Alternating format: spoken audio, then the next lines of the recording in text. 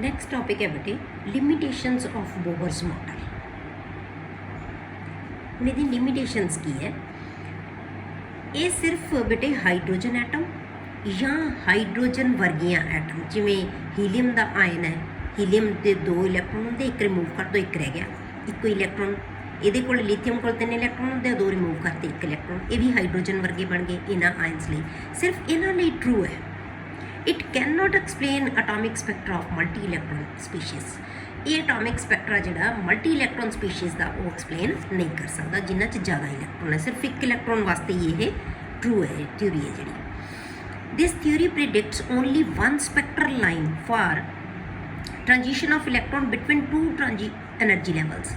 ਮਤਲਬ ਜਦੋਂ energy levels ਦੇ ਵਿੱਚ ਟ੍ਰਾਂਜੀਸ਼ਨ ਦਾ ਮਤਲਬ ਇੱਕ ਲੈਵਲ ਤੋਂ ਦੂਜੇ ਲੈਵਲ 'ਤੇ ਜਾਂਦਾ ਹੈ ਜਾਂ ਆਉਂਦਾ ਹੈ, ਉਹਦੇ ਲਈ ਸਿਰਫ ਇੱਕ ਜਿਹੜੀ ਲਾਈਨ ਹੈ, ਇੱਕ ਟ੍ਰਾਂਜੀਸ਼ਨ ਲਈ ਸਿਰਫ ਇੱਕ ਲਾਈਨ ਆਉਂਦੀ ਹੈ।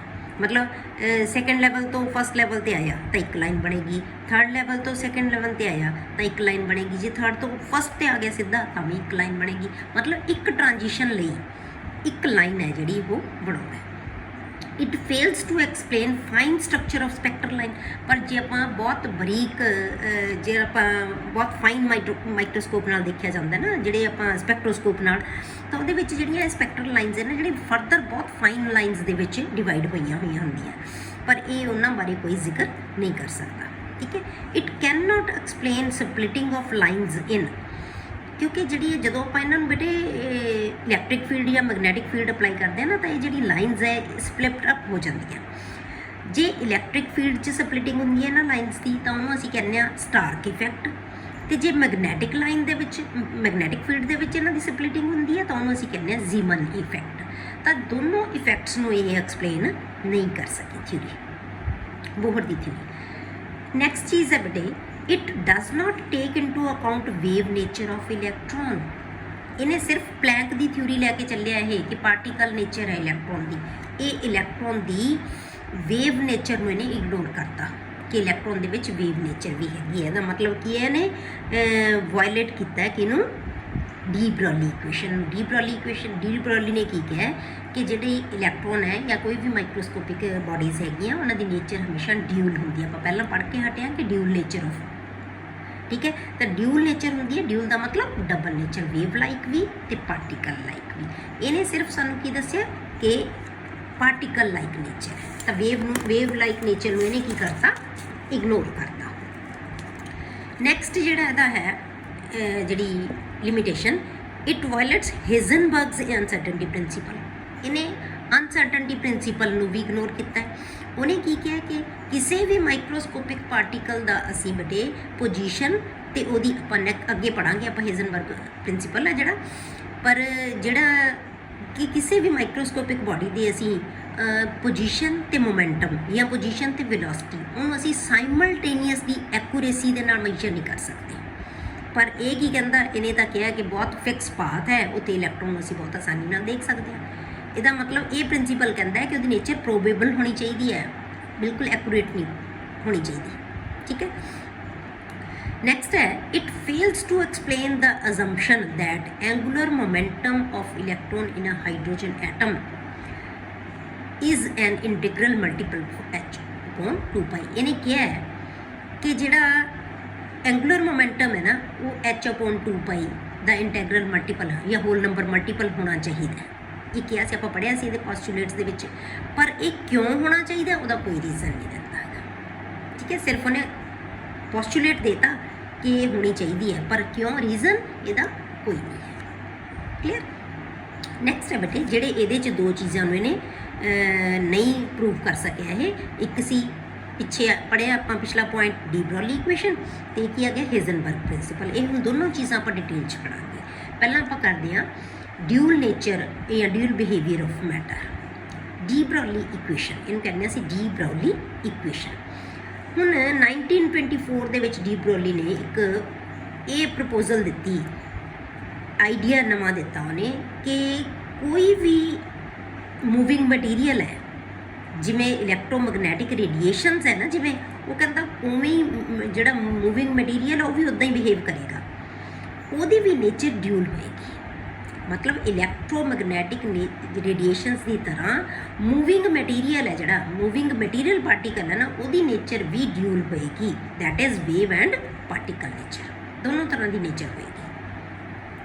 This mean electron should have momentum as well as wavelength. इसका मतलब की है बेटे कि इलैक्ट्रॉन की जिहड़ा मोमेंटम भी होना चाहिए तो उसकी वेवलेंथ भी होनी चाहिए। मोमेंटम की है एम वी, इसका मतलब की है पार्टिकल नेचर को प्रूव कर रहा है। ये वेवलेंथ भी होनी चाहिए तो ये किहदा टिपिकल करैक्टर ऑफ वेव है, तो इसका मतलब दोनों नेचर आ गई। डी ब्रोली ने वेवलेंथ ते मोमेंटम दे विच बेटे एक रिलेशनशिप देता, मतलब पार्टिकल नेचर ते वेव नेचर का उन्हें एक रिलेशनशिप देता जिन्हों असी डी ब्रोली इक्वेशन कह दें। वो रिलेशनशिप की है बेटे, lambda is equal to h upon m v which is equal to h upon P.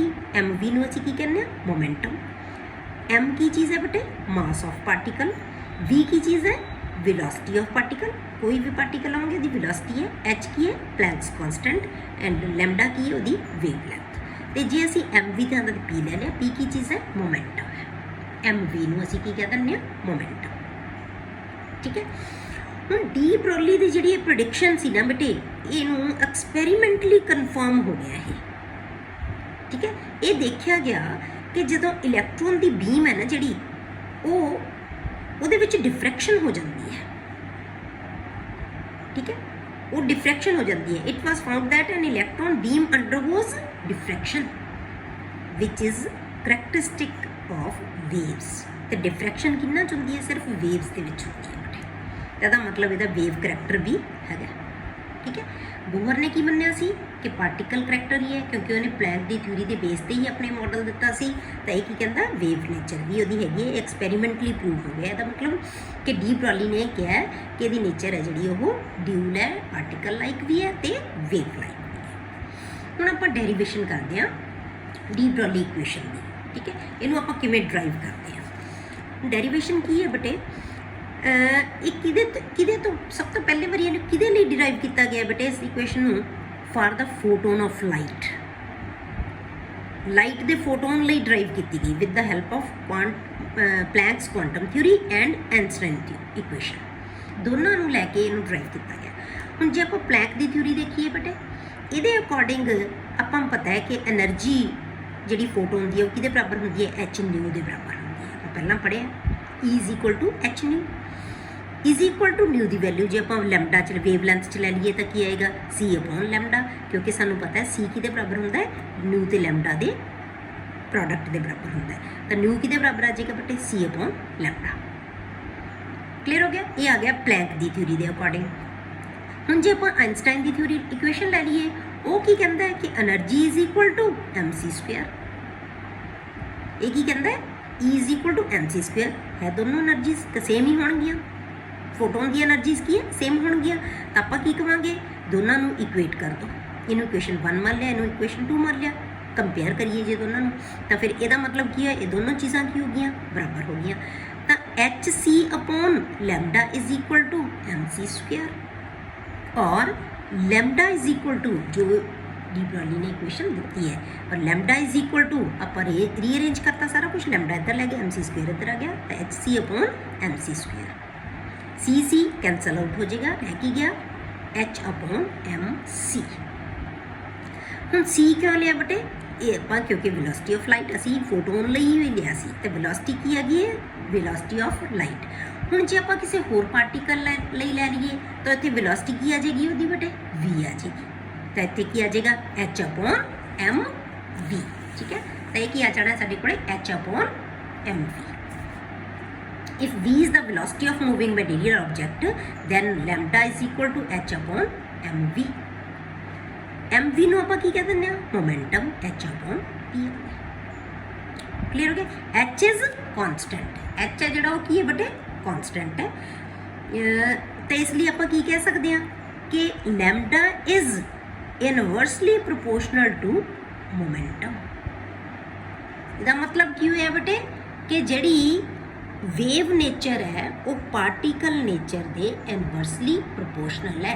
जेड़े object they which wave nature ज़्यादा होएगी, उहदी पार्टिकल नेचर घट होएगी, जिहदे च पार्टिकल करैक्टर ज़्यादा होएगा, ਉਹਦੇ 'ਚ ਵੇਵ ਕਰੈਕਟਰ ਹੈ ਜਿਹੜਾ ਉਹ ਘੱਟ ਹੋਏਗਾ।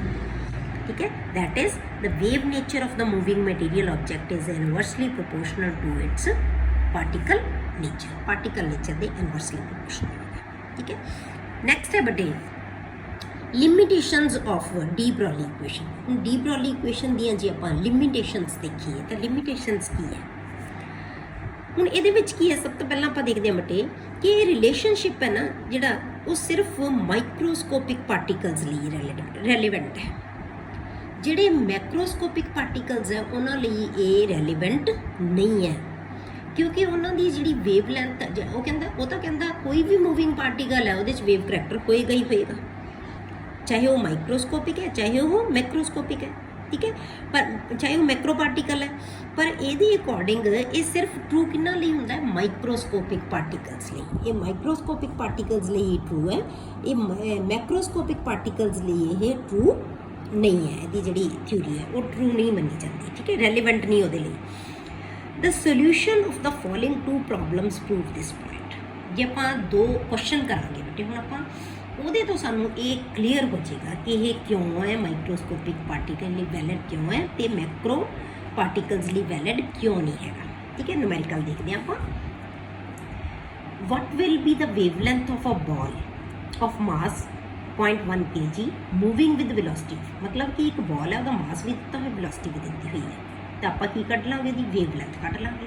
ਤਾਂ ਵੇਵ ਲੈਂਥ ਲਈ ਅਸੀਂ ਡੀ ਬਰੌਲੀ ਇਕੁਏਸ਼ਨ ਲਾਵਾਂਗੇ। ਡੀ ਬਰੌਲੀ ਇਕੁਏਸ਼ਨ ਕੀ ਕਹਿੰਦੀ ਹੈ ਸਾਨੂੰ ਕਿ lambda is equal to h upon mv। h ਦੀ ਵੈਲਿਊ ਪਤਾ ਹੈ, m ਦੀ ਵੈਲਿਊ ਪਤਾ ਹੈ, ਗਿਵਨ ਹੈ, v ਦੀ ਵੈਲਿਊ ਪਤਾ ਹੈ, ਗਿਵਨ ਹੈ। ਸਾਰੀਆਂ ਵੈਲਿਊਜ਼ ਪੁੱਟ ਕਰ ਲਓ। ਠੀਕ ਹੈ, तो जो ਅਸੀਂ ਵੈਲਿਊਜ਼ ਪੁੱਟ ਕਰਾਂਗੇ तो ਲੈਮਡਾ ਦੀ ਵੈਲਿਊ ਸਾਡੇ ਕੋਲੇ ਆ ਗਈ। ਅਸੀਂ ਲੈਮਡਾ ਕੈਲਕੂਲੇਟ ਕਰ ਲਿਆ ਬॉल ਲਈ। ਇਹ ਲੈਮਡਾ ਕਿਹਦੇ ਲਈ ਆਇਆ ਬੇਟੇ, ਬॉल ਲਈ। ਹੁਣ ਆਪਾਂ ਕੀ ਕਰਾਂਗੇ ਬੇਟੇ, ਹੁਣ ਆਪਾਂ ਲੈਣੇ ਆ ਪ੍ਰੋਬਲਮ ਦੂਸਰੀ। ਹੁਣ ਆਪਾਂ ਦੂਸਰੀ ਪ੍ਰੋਬਲਮ ਦੇ ਵਿੱਚ ਆਪਾਂ ਕੀ ਦੇਖਾਂਗੇ ਬੇਟੇ ਕਿ ਮਾਸ ਆਫ ਇਲੈਕਟ੍ਰੋਨ ਇਜ਼ ਦਿਸ 9.1। ਆਪਾਂ ਨੂੰ ਵੈਸੇ ਵੀ ਪਤਾ ਮਾਸ ਇਲੈਕਟ੍ਰੋਨ ਦਾ ਕਿੰਨਾ ਹੁੰਦਾ ਹੈ। ਇਹ ਮਾਸ ਗਿਵਨ ਹੈ। If it's velocity is 812 metres ਪਰ ਸੈਕਿੰਡ, ਕੈਲਕੂਲੇਟ ਵੇਵ ਲੈਂਥ। ਹੁਣ ਆਪਾਂ ਇਹਦੀ ਵੇਵ ਲੈਂਥ ਦੇਖਾਂਗੇ। ਹੁਣ ਮਤਲਬ ਕੀ ਆਪਾਂ ਪਹਿਲਾਂ ਬॉल ਦੀ ਵੇਵ ਲੈਂਥ ਕੱਢ ਲਈ, ਹੁਣ ਆਪਾਂ ਵੇਵ ਲੈਂਥ ਕਿਹਦੀ ਕੱਢਾਂਗੇ, ਇਲੈਕਟ੍ਰੋਨ ਦੀ। ਠੀਕ ਹੈ, ਤਾਂ ਸੋਲਿਊਸ਼ਨ ਫਿਰ h ਦੀ ਵੈਲਿਊ ਪੁੱਟ ਕਰੋ, m ਦੀ ਵੈਲਿਊ ਪੁੱਟ ਕਰੋ ਤੇ v ਦੀ ਵੈਲਿਊ ਪੁੱਟ ਕਰੋ। ਸਾਰੀਆਂ ਵੈਲਿਊਜ਼ ਪੁੱਟ ਕਰਤੀਆਂ, ਸਾਡੇ ਕੋਲੇ ਵੇਵ ਲੈਂਥ ਕਿੰਨੀ ਆ ਗਈ, ਇਹ ਆ ਗਈ। ਹੁਣ ਜੇ ਅਸੀਂ ਇਹਨਾਂ ਵੇਵ ਲੈਂਥਸ ਨੂੰ ਦੇਖਦੇ ਹਾਂ ਬੇਟੇ ਤਾਂ ਸਾਨੂੰ ਇਹ ਪਤਾ ਲੱਗਦਾ ਹੈ ਕਿ ਜਿਹੜੀ ਵੇਵ ਲੈਂਥ ਇਲੈਕਟ੍ਰੋਨ ਦੀ ਹੈ ਉਹ ਤਾਂ ਸਾਡੇ ਜਿਹੜਾ ਇਲੈਕਟ੍ਰੋਮੈਗਨੈਟਿਕ ਸਪੈਕਟਰਮ ਅਸੀਂ ਬਣਾਇਆ ਸੀ ਉਹ ਰੇਂਜ ਦੇ ਵਿਦਨ ਆਉਂਦੀ ਹੈ। ਤਾਂ ਇਹਦਾ ਮਤਲਬ ਕੀ ਹੈ, ਅਸੀਂ ਉਹਨੂੰ ਕੈਲਕੂਲੇਟ ਕਰ ਸਕਦੇ ਹਾਂ। ਜਿਹੜੀਆਂ ਉਹਨਾਂ ਰੇਡੀਏਸ਼ਨਸ ਦੀਆਂ ਜਿੰਨੀਆਂ ਵੀ ਆ ਗਈਆਂ ਵੇਵ ਲੈਂਥਸ ਉਹਨਾਂ ਨੂੰ ਅਸੀਂ ਸਾਰੀਆਂ ਨੂੰ ਕੈਲਕੂਲੇਟ ਕਰ ਸਕਦੇ ਹਾਂ। ਇਹਦਾ ਮਤਲਬ ਇਲੈਕਟ੍ਰੋਨ ਦੀ ਵੇਵ ਲੈਂਥ ਦਾ ਅਸੀਂ ਕੈਲਕੂਲੇਟ ਕਰ ਸਕਦੇ ਹਾਂ। ਇੰਨੀ ਜ਼ਿਆਦਾ ਹੈਗੀ ਹੈ, ਮਤਲਬ ਕਿ ਉਹਨੂੰ ਕੈਲਕੂਲੇਟ ਕੀਤਾ ਜਾ ਸਕਦਾ ਹੈ। ਪਰ ਜਿਹੜੀ ਬੇਟੇ ਸਾਡੇ ਕੋਲੇ ਵੇਵ ਲੈਂਥ ਬॉल ਦੀ ਆਈ ਹੈ ਨਾ, ਅੱਛਾ ਬॉल ਦੀ ਜਿਹੜੀ ਵੇਵ ਲੈਂਥ ਆਈ ਹੈ ਇਹ ਇੰਨੀ ਜ਼ਿਆਦਾ ਘੱਟ ਹੈ ਕਿ ਇਹਨੂੰ ਅਸੀਂ ਮੇਜਰ ਨਹੀਂ ਕਰ ਸਕਦੇ। ਇਹ ਸਾਡੇ ਇਲੈਕਟ੍ਰੋਮੈਗਨੈਟਿਕ ਸਪੈਕਟਰਮ ਦੇ ਵਿੱਚ ਉਸ ਰੇਂਜ ਦੇ ਵਿੱਚ ਫਾਲ ਹੀ ਨਹੀਂ ਕਰਦੀ। ਠੀਕ ਹੈ, ਤਾਂ ਇਹ ਦੋਨਾਂ ਚੀਜ਼ਾਂ ਨੇ ਸਾਨੂੰ ਕਲੀਅਰ ਕਰਤਾ ਕਿ ਜਿਹੜਾ ਵੇਵ ਕਰੈਕਟਰ ਹੈ ਉਹ ਮਾਈਕਰੋਸਕੋਪਿਕ ਪਾਰਟੀਕਲਸ ਦੇ ਵਿੱਚ ਹੀ ਹੁੰਦਾ ਹੈ, ਤਾਂ ਇਹ ਮੈਕਰੋਸਕੋਪਿਕ ਜਾਂ ਮੈਕਰੋ ਪਾਰਟੀਕਲਸ ਹੈ ਉਹਨਾਂ ਦੇ ਵਿੱਚ ਇਹ ਨਹੀਂ ਹੋਏਗਾ। ਕਲੀਅਰ। ਨੈਕਸਟ ਟੌਪਿਕ ਆਪਾਂ ਨੈਕਸਟ ਵੀਡੀਓ ਦੇ ਵਿੱਚ ਕਰਾਂਗੇ।